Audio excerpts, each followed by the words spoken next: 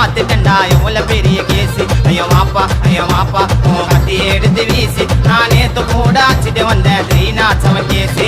கதைக்காரன் நான் வாழ்ந்த என்னோட ஊருல நான் சிங்கள போய் குத்துன கோயந்த மாறுல. மாமா தானே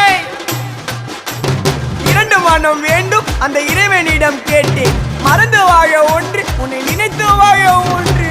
கரபாச